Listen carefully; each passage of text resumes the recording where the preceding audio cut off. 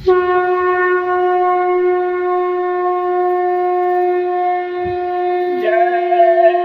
गुरुदेव, जय गुरुदेव। मन को मोड़ सत्संग में आओ, लोक परलोक दोनों फल पाओ। गाय को राष्ट्रीय पशु बनाओ, धरती पर सतयुग ले आओ। गुरुदेव।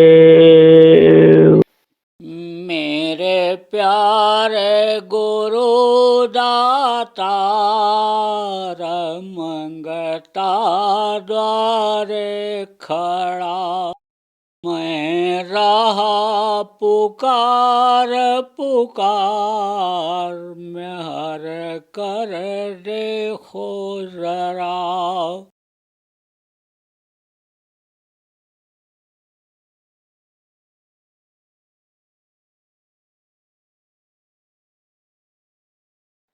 यश उन्होंने कमाया, कीर्ति कमाई उन्होंने, अच्छा काम किया था, तो जहाँ जाते थे वहीं भोजन मिल जाता था।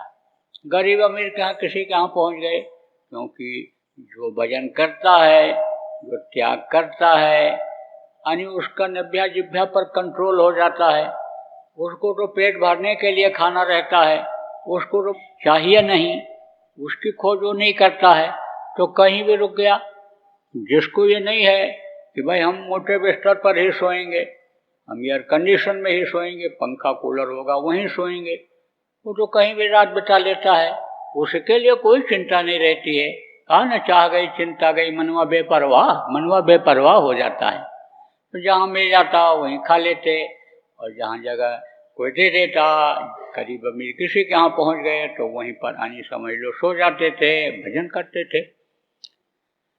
तो गुरु ने कहा भाई बहुत दिन हुआ भल्ला नहीं दिखाई पड़ा, भल्ला कहाँ है पता लगाओ। बहुत ज़्यादा आबादी उस समय रहती नहीं थी, ज़्यादा लोग रहते नहीं थे कि खोजना पड़े इधर उधर। पता लगाया लोगों ने, पता लग गया। अब आप समझो कि खुशबू जो होती है वो कहीं भी रहती है तो फैल जाती है। ऐसे साधक और संतों की जो खुशबू होती है उनके काम की या उनके साधना की, वो बहुत जल्दी फैलती है, बहुत जल्दी पता चल जाता है, लोगों को मालूम हो जाता है। क्योंकि अगर कोई चोर हो तो उसको लोग छिपाते भी हैं, लेकिन कोई संत हो, महात्मा हो, साधक हो, दरवाजे पर आ जाता है, कोई कहीं आ जाता है तो लोग सम्मान करते हैं, लोग जाते हैं, मिलते हैं, जुलते हैं, और प्रचार इस बात का हो जाता है कि भाई वो आए थे। तो अब आप समझो अच्छा काम किया, उससे अलग ख्याति, और ये भजन पूजन जो करते थे यानी उसकी अलग एक छाप पड़ जाती है। आप बहुत से लोग कहते हो कि विरोध करते हैं घर वाले, पुरुष भी कहता है, स्त्री विरोध करती है, स्त्री कहता पुरुष विरोध करता है। विरोध क्यों करता है? क्योंकि आप असली चीज उनको दर्शा नहीं पाए, आप खुद नहीं बैठते हो, आप खुद नहीं करते हो, दूसरे को उपदेश करते हो। तो पर उपदेश कुशल बहुत तेरे, दूसरे को तो उपदेश बहुत लोग करते रहते हैं। अगर आप 2 घंटा 3 घंटा बैठ जाओ, अगर आप त्याग करने लग जाओ, चाहे कोई स्त्री हो चाहे पुरुष हो, तो उसका छाप पूरे परिवार पर पड़ जाता है। वो देखते हैं कि भाई हिल भी नहीं रहे हैं, गर्मी भी इतनी है, देखो पसीना भी बह रहा है, और देखो ठंडी भी है, और इनकी रजाई भी खिसक गई है, हवा अंदर जा रही होगी, बदन ठंडा हो रहा होगा, लेकिन हिलते नहीं। तब इस बात को सोच लेते हैं कि जरूर कोई बात है, जरूर कोई बात है, कि देखो इतने बैठे हुए हैं तो कुछ आनंद न मिलता होगा, मस्ती ना आती होगी, तो गर्मी क्यों बर्दाश्त करते, ठंडी क्यों बर्दाश्त करते, क्यों इस तरह से समय हो गया, खाने पीने का उस पर ध्यान नहीं है, और भजन में लगे हुए हैं, काम भी घर का सब पूरा कर लिया, कोई कमी नहीं है, रोटी भी बना दिया, बच्चों की देख रेख भी कर दिया, और अन्य बच्चों को स्कूल भी भेज दिया, कोई घर का काम नहीं रह गया, और बच्चियां ये बैठ गईं, साधना करने लग गईं, तो पति के ऊपर उसका असर पड़ता है कि भाई कोई काम में भी कमी नहीं है, और देखो किस तरह से याद कर रही है। तब उसकी जानने की ये इच्छा होती है कि आखिर ये कर क्या रहे हैं। गैर नामदानी कोई पति हो, गैर यानी पत्नी हो गैर नामदानी, और नामदानी अगर करने लग जाए, ऐसा घर में आदर्श उपस्थित कर दे, इस तरह का व्यवहार अपना बना ले कि जिससे लोग सोचने के लिए मजबूर हो जाएं, जानने के लिए मजबूर हो जाएं, तो आप ये समझो ये शिकायत खत्म हो जाएगी। आप समझ लो कि प्रभाव नहीं जता पाते हो, खुद नहीं करते हो और दूसरे को बताते हो, केवल बस खाली आपकी बातें बातें रहती हैं, दूसरों के लिए रहती हैं, अपने लिए नहीं रहती। इसलिए आप निराश होते हो जब लोग कहते हैं, कुछ करते हैं या विरोध करते हैं। तो यानी आप ये समझो पता लग गया कि भल्ला वहाँ उस गांव में तो गया प्रेमी बताया गुरु जी को कि तुमको तो याद कर रहे थे, गुरु महाराज याद कर रहे थे। तो कह रहे थे हमको याद किया गुरु महाराज ने, तो चलना बहुत जरूरी है। देखो जो अच्छे साधक होते हैं वो बताते नहीं है, जो मुँह से बताता हम बहुत अच्छे हैं, बहुत साधक हैं अच्छे, या जो यानी आप ये समझो शो करते हैं अपने को कि गुरु महाराज हमको मानते थे, जानते थे, ऐसा करते थे, वो समझ लो कि पूरे नहीं अधूरे हैं। अपने आप कोई पूरा होने से नहीं होता है। आप ये समझो कि जिसको लोग पूरा कहने लगते हैं वो पूरा हो जाता है।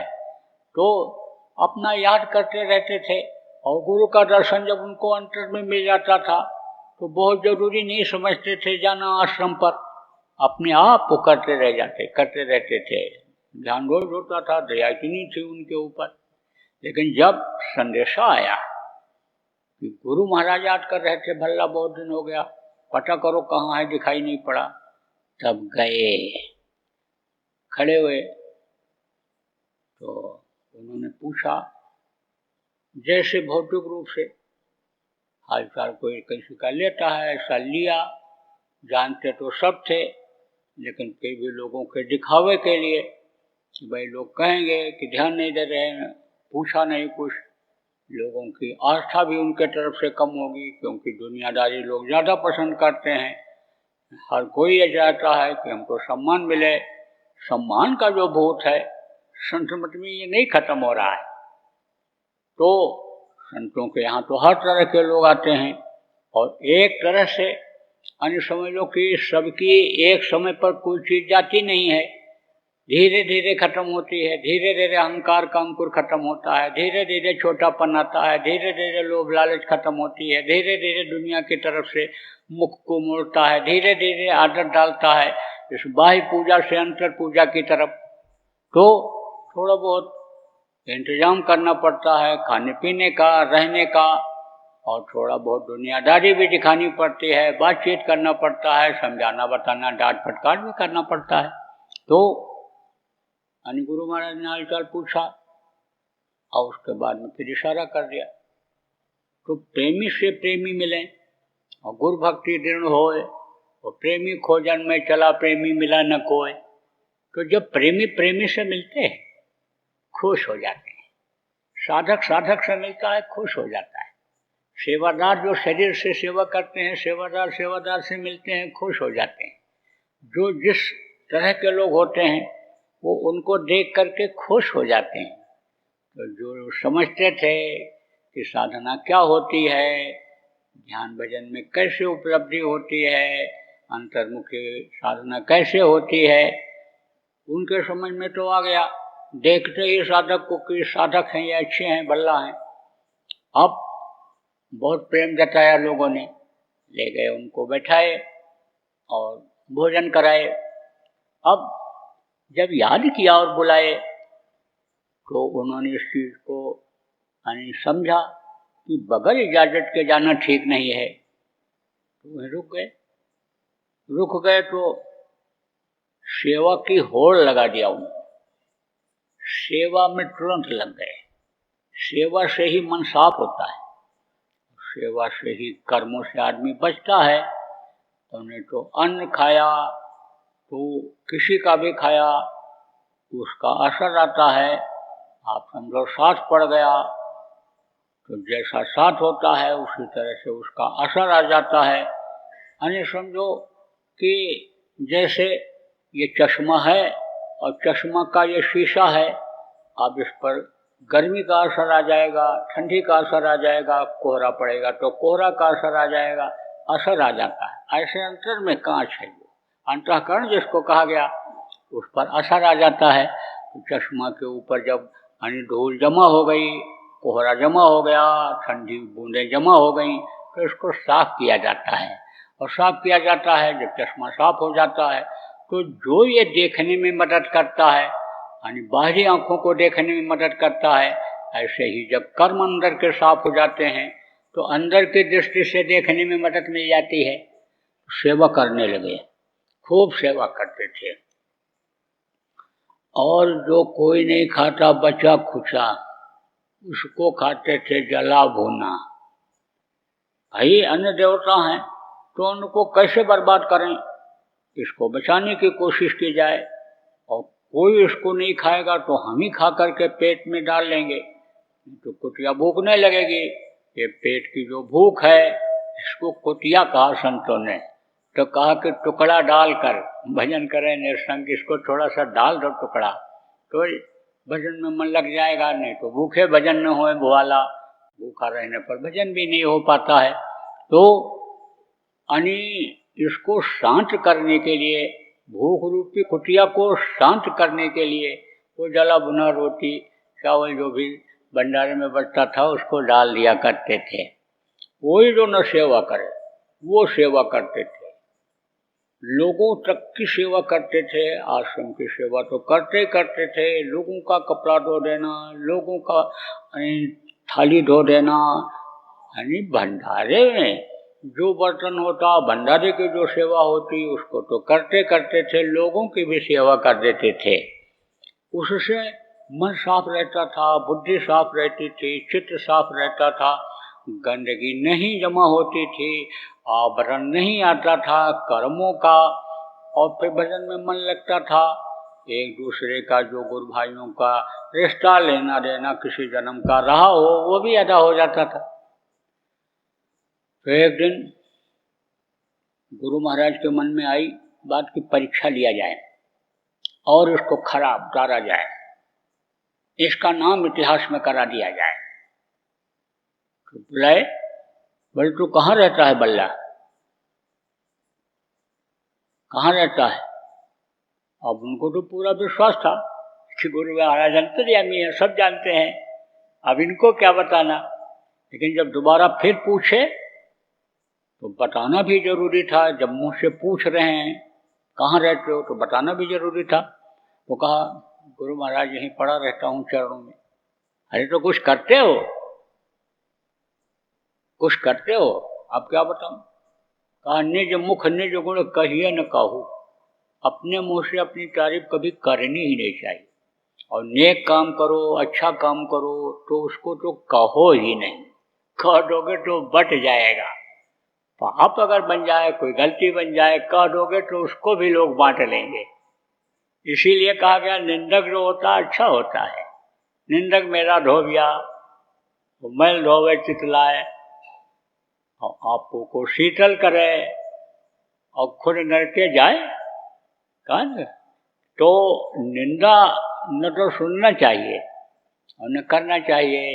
इसीलिए कोई किसी की निंदा करने लगता है तो बोल भी नहीं पाता, इनके सामने कैसे बोले। तो जो साधक होता है, अच्छा आदमी होता है, वो हट जाता है, निंदा बुराई न सुनता है और न करता है। सुनने से भी ये कान दूषित होते हैं। पर्दा समझो कि गंदा हो जाता है अंदर का, और वही पर्दा जब साफ हो जाता है तो अंदर का कान खुल जाता है। और नहीं तो अंदर के कान को ये निंदा जमा करता है, पर्दा को मोटा करता है, कर्म जमा करता है उसके सामने, तो मोटा होता जाता है। तो कैसे कहाँ कि हम क्या करते हैं।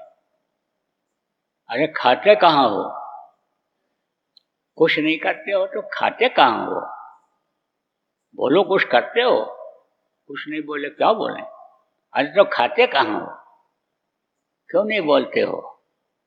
गुरु ने जब इस तरह से पूछा, कहा, तो भल्ला ने कहा प्रसाद भंडारे में ले लेता हूँ। प्रसाद तो ले लेते हो, लेकिन जब सेवा नहीं करते हो तो प्रसाद क्यों लेते हो?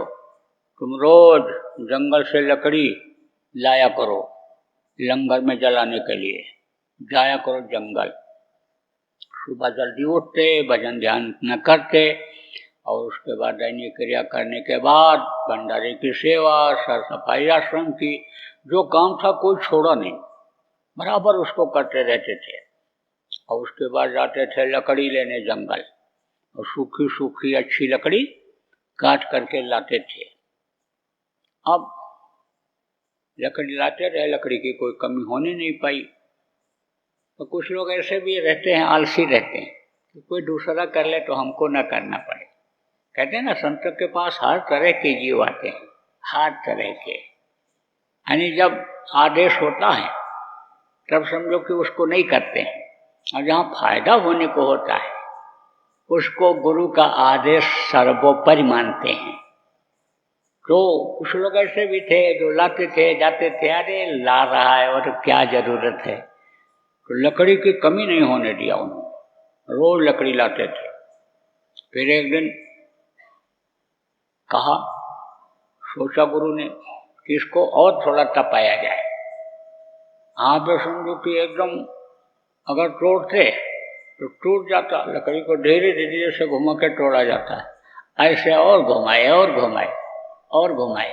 जैसे धनुष है, धनुष को अगर चलाना है तो धीरे धीरे धीरे धीरे उसको, यानी समझो कि ऐसे मोड़ दो लकड़ी को, ऐसे झुका दो बेंत को या कोई चीज को, और धीरे धीरे ऐसे झुक जाएगी, और उसमें रस्सी बांध दो, और उसके बाद में खींचो, तो जितने खींचोगे उतने तीर निशाने पर लगेगा। ऐसे उनका निशाना क्या था?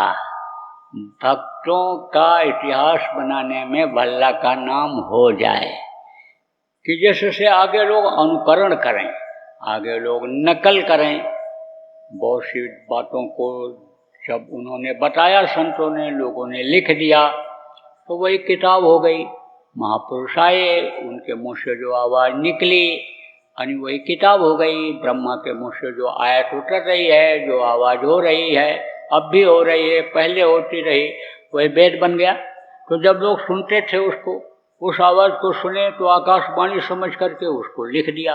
अब सुन नहीं पा रहे हैं उसको, और भाषाओं पहले संस्कृत चलते थे तो संस्कृत में ये लिखा गया था। अब अगर वो सुनाई भी पड़ जाए तो संस्कृत जानते नहीं हैं, तो आप ये समझो कि उसको समझ नहीं पाएंगे। तो अब वो जो लिख करके चले गए, संस्कृत जब धीरे धीरे खत्म हुआ तो उसका हिंदी में अनुवाद हो गया। अब उस हिंदी अनुवाद को पढ़ते हैं, वो ग्रंथ बन गए। ऐसे ही अन्य समय लोग के इतिहास में कुछ चीजें छोड़ जाते हैं, भक्तों का नाम छोड़ जाते हैं, भक्तों का कार्यकलाप छोड़ जाते हैं, कुछ बातें बता जाते हैं कि जिससे आने वाली पीढ़ी को इसका लाभ मिले। तो फिर बुलाए, बोले भल्ला लकड़ी लेने जाता है? जाता हूँ जो जाता हूँ। कितना लकड़ी लाते हो? एक गट्ठा। एक गट्ठा लाते हो तो उसके बदले तो खाना खा जाते हो, उसके बदले तो तुम भोजन कर लेते हो, छक लेते हो। सेवा तुम्हारी कैसे मानी जाएगी? सेवा क्या करते हो? बोले जो हुजूर का हुक्म शिरोधारी है। बोले 2 गट्ठा लकड़ी लाओ, एक गट्ठा दोपहर में डालो और भोजन करके फिर जाओ, और शाम तक दूसरा गट्ठा भी लेकर के आओ, तब तुम्हारी सेवा मानी जाएगी कि यह सेवा कर रहे हैं। अब ऐसा ही करने लग गए, दोपहर में डालते, भोजन करके फिर तुरंत जाते, और शाम तक फिर ला करके यहाँ डाला करते थे लंगर में लकड़ी। तो एक दिन क्या हुआ, लकड़ी खोजने में, सूखी लकड़ी खोजने में देर हो गई, नहीं मिली जल्दी, तब तक अंधेरा होने लग गया। अब लकड़ी का गट्ठा बांधा और चले, तब तक आंधी आ गई, अंधेरा हो गया, रास्ता भटक गया, दूसरे रास्ते पर ऐसे चल गए तो रास्ते में कुआं था, उसी में गिर गए। थोड़ा पानी था, आप ये समझो डूबे तो नहीं, लेकिन कमर तक पानी में गिर गए। तो जब गिरे तब आवाज मुझसे निकली, गुरु का नाम लिया। तो कहते हैं कि जब दुखी होकर के प्रेमी आवाज लगाता है अपने प्रीतम को, मालिक को, गुरु को, आराध्य को, तब वो हानि तुरंत आवाज उनके पास पहुंच जाती है और फिर वो तुरंत मददगार हो जाते हैं। आप ये समझो, इसीलिए जो है जितने भी गुरु आए, जितने भी महापुरुष आए, एक नाम को लोगों को जगा करके पकड़ाया। इस नाम को याद करोगे तो तुम्हारी मदद होगी, और उस नाम को जब बोले तो गुरु आने समझ लो कि उनकी मदद के लिए चल पड़े। अब अगर नज़दीक में रहे, खुद शरीर से पहुंच गए तो शरीर से मदद किया, और नहीं तो किसी न किसी रूप में वो मददगार हो गए। इतिहास भरा पड़ा हुआ है। और अगर आपको नहीं विश्वास है किसी को सुनने वाले को, तो हमारे गुरु महाराज का यह जगाया हुआ जय गुरुदेव नाम है। कहीं भी मुसीबत में, तकलीफ में, आप जय गुरुदेव नाम को बोल करके और देख लो कि आपकी मदद होती है कि नहीं होती है। इसकी गारंटी तो मैं नहीं ले सकता कि गुरु महाराज जिस शरीर में रह करके इस जय गुरुदेव नाम को जगाए थे, उसी शरीर में आपको मिल जाएं, लेकिन आप इन बाहरी आंखों से भले न देख पाओ, लेकिन आप के सामने अंतर में आकर के किसी न किसी रूप में, किसी न किसी में वो ताकत समा करके और आपकी मदद करा देंगे। तो आप प्रेमियों समझो, जैसे गुरु को बल्ला ने याद किया, गुरु तक आवाज वहां पहुंच गई, बेचैन हो उठे। जैसे द्रौपदी की आवाज पर कृष्ण बेचैन हो उठे थे और पैदल चल पड़े थे। कांटे उनके अंदर यानी बदन में चुभ गए, तलवा में चुभ गए थे। आपको पिछले सत्संगों में सुनाया गया कैसे क्या हुआ था, बार बार दोहराने की जरूरत नहीं है। तो उसी तरह से गुरु कुटिया से बाहर हो गए और पूछे, भाई भल्ला कहाँ है, भल्ला कहाँ है? लोगों ने कहा अभी तो आया नहीं गुरु जी। चल पड़े उधर ही जिधर कुएं में गिरे हुए थे। लोगों ने कहा गुरु जी बल्ला तो इधर से आता है, जंगल से लकड़ी लेकर के। कुछ नहीं बोले, गुरु जी चल पड़े। पीछे भी अन्य उनके जो आश्रम के लोग थे पीछे पीछे चल पड़े। जब नजदीक में पहुंचे कुएं के, तब प्रेमियों से कहा आवाज लगाओ, देखो कहाँ बोलता है, कहाँ पर है। बल्ला बल्ला आवाज लगाया तो कुएं के अंदर से आवाज आई और बोले भाई मैं तो कुएं के अंदर गिर गया। गुरुजी ने कहा निकालो। तो वहां तो और कोई चीज थी नहीं, लेकिन उस समय पर लोग गमछा रखते थे, गले को ढकता था गमछा। गर्मी ठंडी से शरीर को बचत होती थी, उसको कान में भी बांध लेते, ओढ़ करके भजन भी कर लेते, आप समझो बिछा भी लेते, पहन के नहा भी लेते। तो गमछा और ये मोमजामा, ये मल्टीपर्पज है। ये इसको कहीं भी कैसे भी इस्तेमाल करो। ये जो मोमजामा प्लास्टिक होता है, इसका टुकड़ा 5-6 फुट का आप बांध करके झोले में डाल दो, कहीं भी जाओ बिछा लो, ओढ़ लो, यानी ठंडी लगे तो ओढ़ लो, और बरसात आवे तो ओढ़ करके बरसात से बच जाओ, धूप से ऊपर तान करके नीचे बैठ जाओ। ऐसे अंगोछा लोग रखते थे और धोती पहनते थे। अभी तो इस तरह का लोग पैंट पहनते हैं कि अगर हीरा मोती भी मिले तो उसके जेब के अंदर रख ही नहीं सकते हैं, जगह ही नहीं रहती है। पैंट वैंट तो इस तरह का पहनते नहीं थे लोग, धोती पहनते थे। आप समझो कि एक ही धोती को पहन लेते थे, एक ही धोती को धो करके और सुखवा करके साफ करके फिर दूसरी तरफ धोकर साफ कर लेते थे, और उसी को जरूरत पड़ने पर ओढ़ लेते थे, कान में बांध लेते थे। कोई चीज मिल जाए यानी कोई दे दे, जरूरत की चीज है, कोई सामान रखने की जगह और नहीं है तो बांध भी लेते थे, आधा धोती में बांध के ले आते थे। तो धोती बोले यानी खोलो, तो लंगोटी पहनते थे लोग। लंगोटी लोगों की बड़ी मजबूत रहती थी। कहते लंगोटी नहीं ढीली होनी चाहिए, और संत मत के लोगों की लंगोटी तो बहुत ही मजबूत होनी चाहिए। और अगर लंगोटी खुल गई तो समझ लो सब आपका चला गया, कुछ नहीं रह पाया। जैसे कहते हैं ताकत को बचा के रखो, तो ताकत कैसे बचती है? ये आत्मधन और ये आत्मबल और ये ऊर्जा कैसे बचती है? जब इसको बचाया जाता है, संभाला जाता है, और आप उसको जब निकाल दोगे, फेंक दोगे, बेकार हो जाएगा, तो आपके पास क्या बचेगा? तो लंगोटी पहने हुए थे, धोती खोल करके और उसी की यानी रस्सी बट करके और लटका दिया, और बल्ला से कहा, बल्ला इसको पकड़ करके तू बाहर आ जा। भल्ला ने कहा पहले लकड़ी बांध देता हूँ, इसको निकाल लो, अब उसको बाद में निकालना।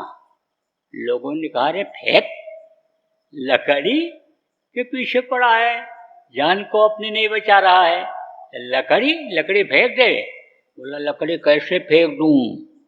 आदेश का उल्लंघन हो जाएगा, लकड़ी सूखी पहुंच नहीं पाएगी, लंगर में जलेगी कैसे? हमारी गैर हाजिरी लग जाएगी। गुरु का आदेश है कि 2 गट्ठा लकड़ी रोज लाया करो, सुबह शाम मिला करके, तो पहले लकड़ी निकालो। ये लोगों ने कहा, फेंक दे, लकड़ी के पीछे पड़ा है। बोला, मेरी आपसे प्रार्थना है, मेरे ऊपर अगर आप निकालने की दया कर रहे हो, मेरे गुरु भाई हो, मुझे बचाना चाहते हो, तो अब गुरु के आदेश का जो उल्लंघन हो जाएगा उससे भी मुझको बचाओ, यानी पहले लकड़ी निकालो, मुझको बाद में निकालना। तो पहले लकड़ी बांधा, लकड़ी निकाली गई, और उसके बाद फिर रस्सी डाले। फिर भल्ला जब बाहर आए तो गुरु जी खड़े मुस्करा रहे थे, और जब गए गुरु के पैर पर गिरे, प्रणाम किया, तो सिर पर हाथ रखा और कहा, भल्ला आज तू परीक्षा में पास हो गया, आज मैं तुझसे बहुत खुश हूं, और तू मांग ले जो तुझको मांगना है। तब उन्होंने कहा कि जब आप जैसे समर्थ गुरु मिल गए तो अब मुझको क्या मांगना है, और मुझको तो सब कुछ मिल गया जब आप मिल गए, और आपका नाम अगर रहेगा तो आपके साथ अब मेरा भी नाम जुड़ा हुआ रहेगा। अब मुझको कोई चीज नहीं मांगना है, लेकिन एक चीज जरूर मांगता हूं आपसे, कलयुग में जियो, ऐसी परीक्षा देकर पास नहीं हो पाएंगे, इसलिए इतनी कठिन परीक्षा मत लेना।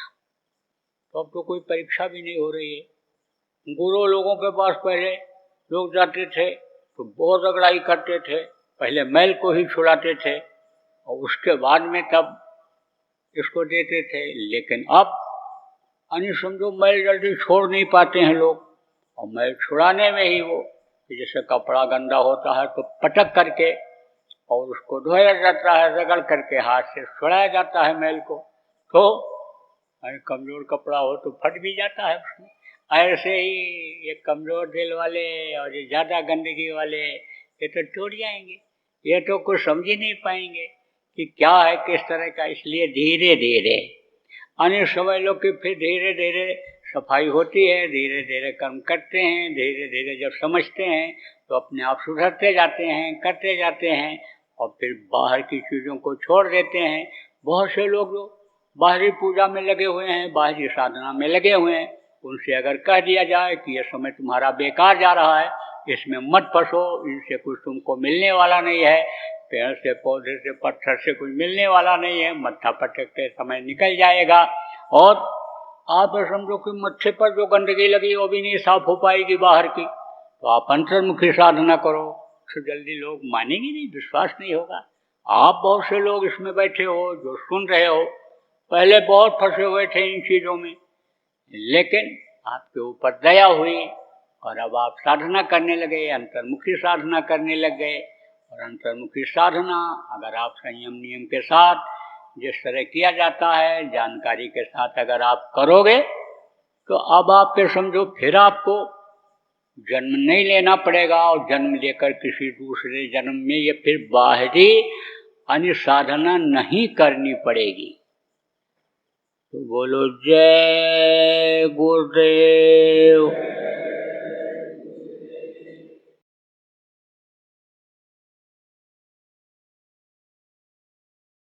छोटी छोटी दवाएं बहुत काम कर जाती थी। कहते न 100 दवाई हमने एक सेकाई। चोट लग जाती है उस समय नहीं मालूम पड़ता है, जब पूर्वा हवा चलती है तब घुटना दर्द करता है, तब यह कोहनी दर्द करती है। ये जो हड्डी की चोट होती है, जैसे चोट लगे एक नींबू बीच से काट दो, कटे हुए हिस्से के ऊपर हल्दी डाल दो, थोड़ा सा घी डाल दो, घी नहीं है तो तेल डाल दो, नमक डाल करके और तवे के ऊपर रखो, थोड़ा गर्म हो जाए और उसके बाद हाथ पे रख के देख लो, जब बर्दाश्त करने लायक है सिकाई करो, फिर तवे पे रख दो गर्म हो जाए, फिर सिकाई करो, फिर तवे पे रख दो गर्म हो जाए। 15 मिनट सुबह और शाम करके देख लो, दर्द जाता है कि नहीं दर्द जाता है। आप खेतों में प्रेमियों काम करते हो, फावड़ा लग गया, कुदाल लग गया, हंसिया लग गई, अब दवा नहीं हो, तो कहते हैं कि पेशाब करना चाहिए, बहुत फायदा करता है। एंटीसेप्टिक जिसको बताया गया, जिसके लिए इंजेक्शन लगाते हैं, पहले की चीजें कितनी फायदेमंद, अब उसी का इंजेक्शन बना दिया, उसी का कैप्सूल बना दिया। नीम की पत्ती खाओ स्वस्थ रहो, तुलसी की पत्ती खाओ स्वस्थ रहो, खीरे फीरे सब पेट के खत्म, अब उसी का कैप्सूल बना देते हैं, जला करके भून करके और उसमें भर देते हैं खोखे में। गार्लिक लहसुन फायदा करता है, आप समझो हार्ट के मरीज को, गैस को खत्म करता है, आप समझो। लेकिन बस उसको खाएंगे तो कहेंगे मुंह खराब हो जाता है, टेस्ट खराब हो जाता है, और उसी को डॉक्टर आने समझो जब कैप्सूल में भर के देता है तो पैसा भी देते और खाते भी। तो ये पुरानी चीज़ें जितनी जड़ी बूटी और ये जितनी चीज़ें हैं, ये बहुत ही फायदेमंद हैं। जानकारी होनी चाहिए, जानकारी ऐसे ही होती है। जब सत्संगों में जाते थे पहले लोग, तो हर तरह की इस तरह की जानकारी कराई जाती थी, तो न सौ दवाई न सिकाई। अब कट गए तो क्या करना चाहिए, पेशाब करना चाहिए।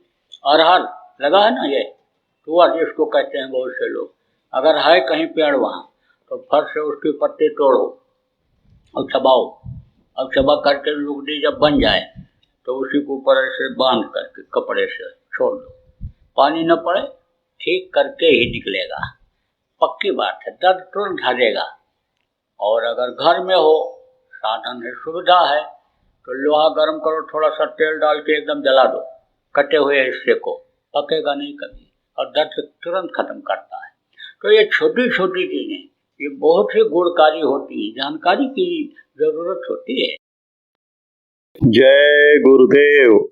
बाबा उमाकांत जी महाराज अपने ही प्रेमियों के सहयोग से संस्था द्वारा जनहित का कार्य करते हैं।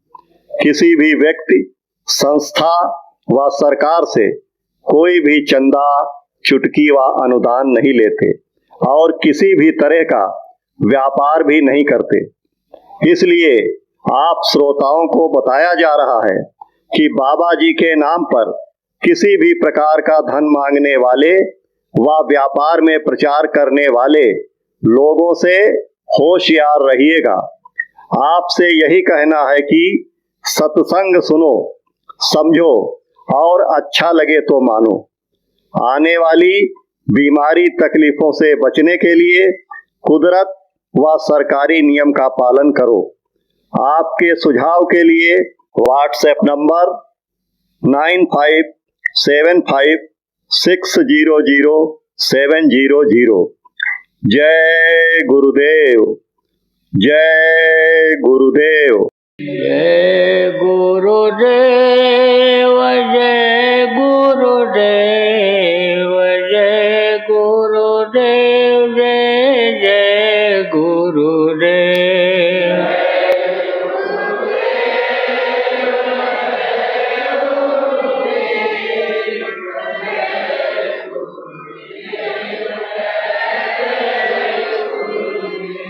जय गुरु